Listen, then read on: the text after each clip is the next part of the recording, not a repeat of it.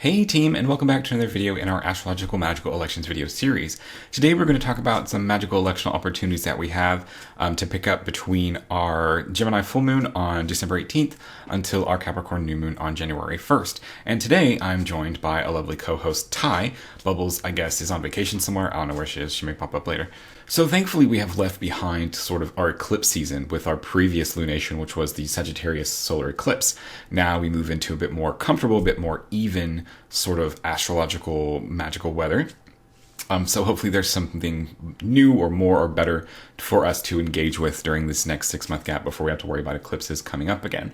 Unfortunately, for today's video, there's not really a whole lot of examples to share with you all. We always hate it when this happens, but basically the reason why there's not a whole lot going on for us this lunation is because we're kind of having to deal this awkward relationship between the moon's waning phase and through the lunar mansions that she is about to pass through between Gemini and Capricorn. When the moon is waxing, we want to focus on utilizing talismans that can bring us things that are more about growth and developing and augmenting things positively. When the moon is waning, like it will be for this video, we want to focus more on diminishing, on giving things away, on letting go of things, on stepping away from things. That is much more difficult energy to channel productively.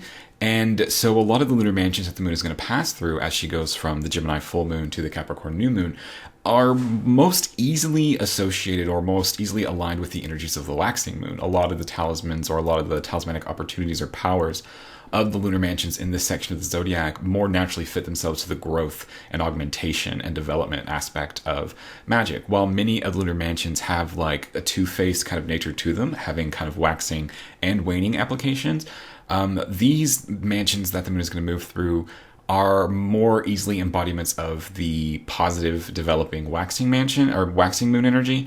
And the waning moon energy here is more awkwardly applied. Either it's kind of talked about in ways that aren't super productive today, or are kind of on the more violent side, which isn't really what we want. We don't want to focus on that. But thankfully there are a few more waning oriented lunar mansions here, and I like to point them out whenever we can, just to show how we can utilize some of these more difficult, some of these more less desirable functions of life or aspects of life, to be able to produce something more positive from it. So we do have a couple of examples of that. I'm always happy to share them with you, but we're going to go ahead and get started with the Western European continent, Western Europe, North Africa, who only has one electional opportunity to talk about today, and it actually is not a lunar mansion at all. It is a fixed star. So for our Western European chart today, their magical talismanic... So for our Western European chart today, their talismanic opportunity is going to be for December 28th at around 8 o'clock in the morning. This chart's set for 7:52. And this is going to be an opportunity for a Spica fixed star talisman. Spica is a really great fixed star. I really enjoy it. And I really enjoy when we have opportunities for it just because of how it can work and what it can do for people. Spica is a really great star that focuses primarily on wealth generation and sort of like the consistent wealth generation or powerful enough wealth generation, I don't think I've ever said that really out loud, to be able to escape poverty, which is, of course, a really powerful thing. It also comes in handy for helping people to overcome lawsuits, like to be victorious in lawsuits. But where Spica's real power, I think, comes from is its ability to sort of emotionally, to provide like emotional stability and comfort. And this can be especially useful for individuals who come from emotionally abusive or draining environments, like literally people who are escaping from emotional abuse or recovering from, a history of emotional abuse, to people who work in or are involved in these sort of highly charged emotional or just like emotionally draining environments, whether that be like social work or counseling or like retail or just any situation like that where you're just kind of like constantly like emotionally drained after you're done. Spica can be really great to help kind of like calm the nerves, help kind of bring everything to this more like calming presence. So I really enjoy Spica talismans whenever we get them, and it's not fair that we don't get them as often as we should. So taking a look at our election here for this talisman, Spica rests at 24 degrees of Libra, and so we put that on the midheaven. We have the moon very close to the midheaven, applying towards the star. And at this time, the moon is applying the square here to the Mercury-Venus conjunction. Thankfully, the square is applying immediately to Mercury rather than Venus, who is retrograde at this time, and we don't want connections with retrograde planets. We don't want those. And Spica is a star that is of the nature of Mercury and Venus, so we want to make sure that we're applying to one of those stars, and thankfully we are here with the Mercury that can help us kind of cement that connection to Spica in this moment here. At the same time, we're of course worried about the ascendant degree, which is at 23 degrees Sagittarius. It's unafflicted by Mars or Saturn. You've got the Sun in the first house, which is nice. Jupiter down here is in Aquarius, and is also unafflicted by Mars or Saturn. The moon is unafflicted by Mars or Saturn. Overall, it's just a very kind of calm, stable chart, as much of a stable chart as you can have with like Sagittarius rising. And just kind of checks all the boxes of what we would normally look for a Spica fixed star talisman, so I definitely recommend picking it up. So unfortunately, the one Spica talisman is all we have as an opportunity for Western Europe and North Africa. Moving on to North America, we have a few more opportunities, but our first electional opportunity is actually going to be for Christmas Eve, December 24th, at just after 4 in the morning. This chart's set for 4:15, and this is going to be an opportunity for a 12th Lunar Mansion talisman. The 12th Lunar Mansion, as many longtime viewers know, is sort of my favorite of the more waning aligned Lunar Mansion talismans, just because it's very useful, a little bit more on like the gentle side, and effective in what it gets done. The 12th Lunar Mansion is primarily about separation and severance, breaking apart, and we want to make sure that when it comes to talking about like proper and effective application or channeling of more destructive energies, then this mansion is a really great sort of training period, I guess, for that ability or for that process, which focuses on taking destructive energies, choosing what you want destroyed or weakened, and putting those energies into that thing, sort of like the taming of more wild celestial energies to focus on something that you want to break down, that you want to be destroyed. Because sometimes we don't always have a choice on whether or not something is broken down or destroyed in our lives, but often we have the ability to some extent to select what that thing is, which is often better than just letting the astrology decide what that is for us. So that's why I try to talk about some of these more waning aligned talismans whenever I can, just to kind of help us get into that mindset of how to do this, or that we can even do this. But the 12th Lunar Mansion I tend to recommend a lot for people who are having a hard time letting go, having a hard time moving on from things, or who are busy, like struggling with some negative aspect of themselves that they don't really like, usually like some kind of bad habit, like breaking a bad habit kind of a thing. But it can also be useful for moving away from people, or kind of like cutting connections with groups, or associations with groups or whatever that we no longer want to be involved with. This could even be like a good talisman to help you leave a job kind of a situation. But the 12th Lunar Mansion, looking at our election here, we have the moon placed in the midheaven in the 12th Lunar Mansion. At this time, she's applying a trine to the sun, which I think is a really good planet to have the moon apply to in situations like this. I talk about this a lot when it comes to the more negative aspect, or like the more negative, the more waning aspected mansions, and that you kind of get to decide a lot of times what planet you want to have involved as the applying planet to kind of take control of or decide how things go.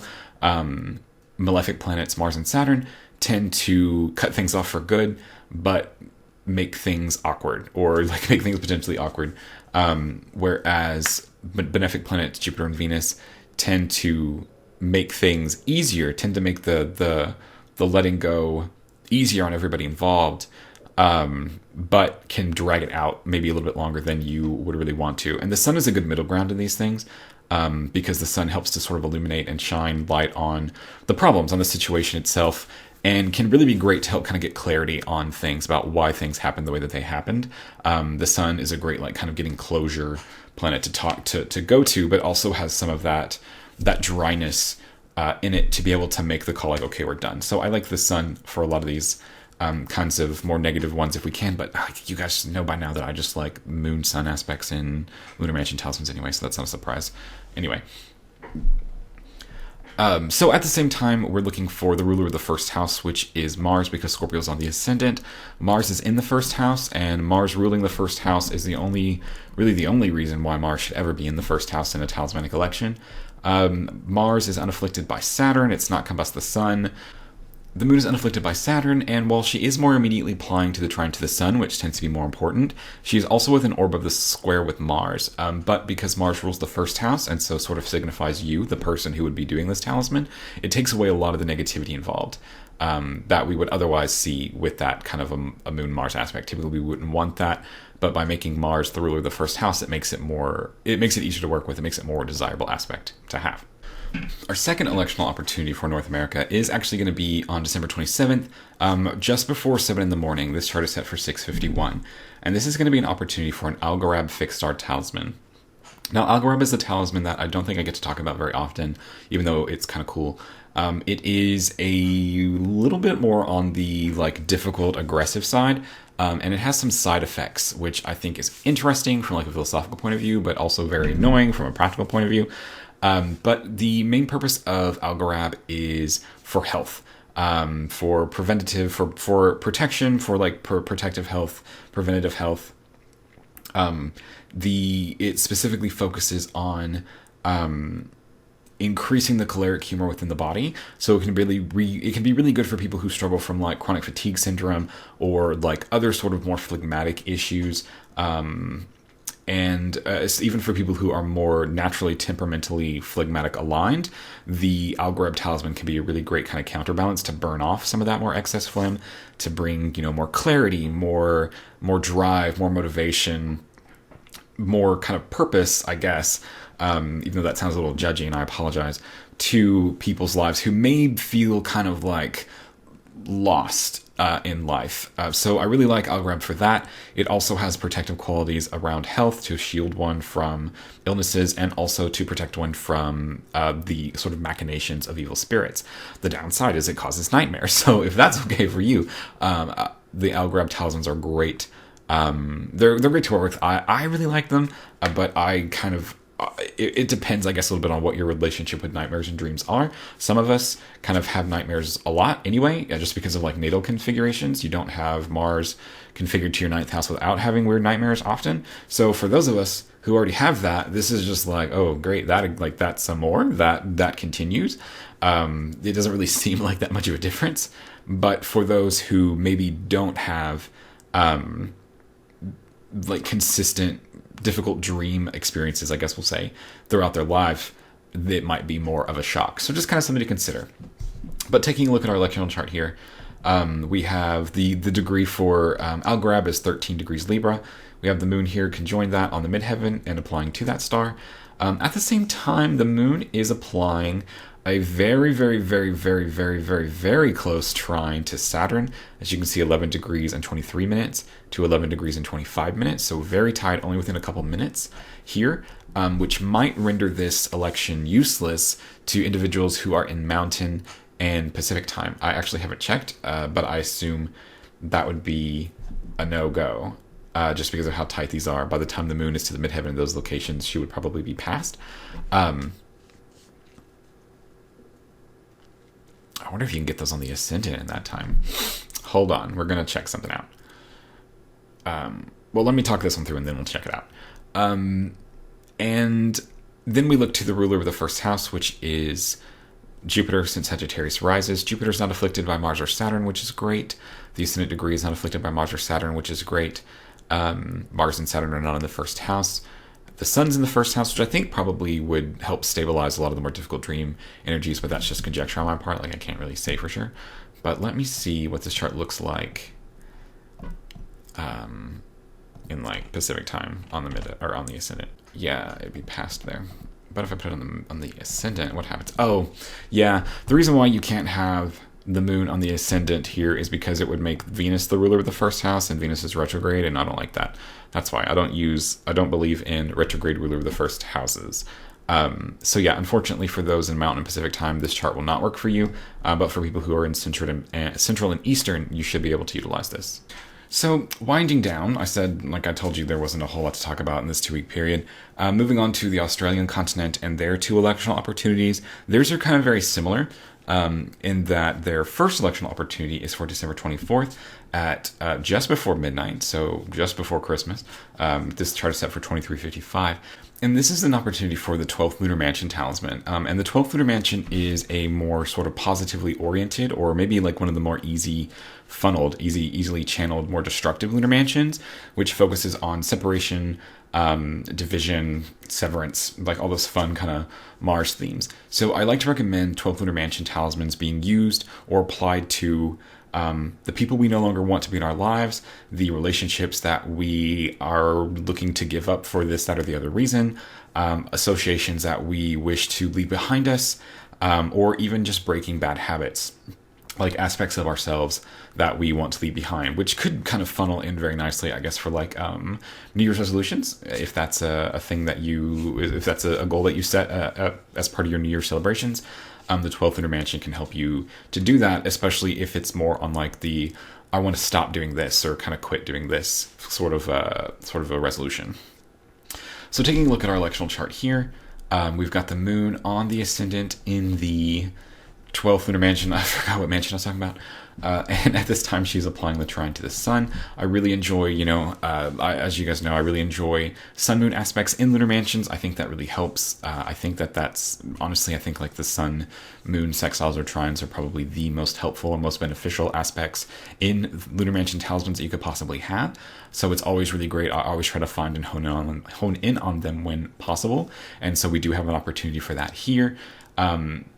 And I talk about this a lot. I talk about this, of course, in the North American version, or in the North American section, where we also talked about this. But when we're talking about these more negative aspects, or these more negative mansions, you kind of have a choice in how you want them to happen, how you want the breakups to occur. You can choose to select emphasizing more positive, the more benefic planets, which kind of extend the problem, which extend the situation maybe further than you would want to, but makes the breakup or the separation easier, which is an option. Or you can emphasize or access the more malefic energies of Mars and Saturn, which are much more cut and dry, know we're done. But can leave kind of like burned bridges or a bad taste in people's mouths. So it really just depends on kind of what the situation is and how you want to move out of it. I'm not going to say that there's a right or a wrong answer. It just depends on your situation, what you're most comfortable with, and sort of like how far up to here you've had it with that situation, how you want to do it.